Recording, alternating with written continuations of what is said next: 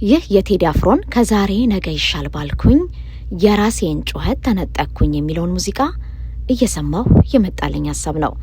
የራስን ጩኸት መነጠቅ ከደረሰብህ በደል በላይ ነፍስን የሚያቆስል እጅግ ከባድ የስነ ልቦና ፈተና ነው። አንድ ሰው በድሎ አስለቅሶና አንጀትን አቁስሎ ሳለ አንተ ገና ህመምህን ለመግለጽ ሳትዘጋጅ እርሱ ቀድሞ ተበደልኩ ብሎ ሲጮህና ሲክድ፣ ይህ ከህመም በላይ ሌላ እጥፍ ህመም ነው።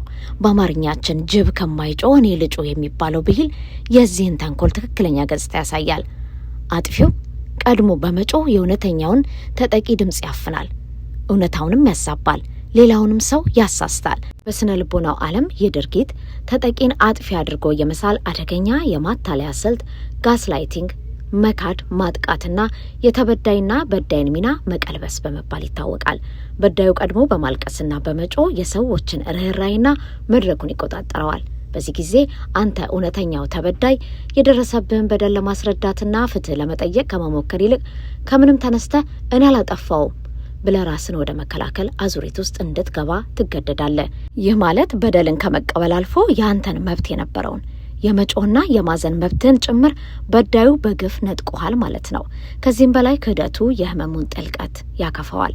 አንድ ሰው ጥፋቱን አምኖ ይቅርታ ሲጠይቅ ቁስል የመዳን እድል ያገኛል።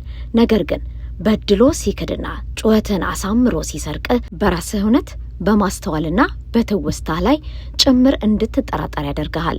ነፍስህ በአንድ ጊዜ በበደሉ በክህደቱና በተዘረፈው ጩኸት የተነሳ ትደክማለች። መጮህ ሲገባህ በድንጋጤ ትደነዝዛለህ። እውነትን ይዘህ ሐሰት አደባባይ ሲሞላ ስታይ እጅግ ትረታለህ። ቢሆንም እውነት የቱንም ያህል በጩኸት ብትታፈን ጊዜዋን ጠብቃ መውጣቱ አይቀርም።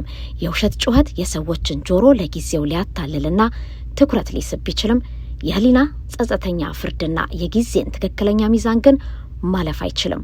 እውነተኛ ተበዳይ በውሸት ጩኸት ተደናግጦ በሌላ ጩኸት ለመበቀል ከመሞከር ይልቅ በራሱ እውነት ላይ ጸንቶ መቆምና ጊዜው እውነቱን እስኪያወጣ ድረስ በጽናት ማለፍ ትልቁ አቅሙ ነው።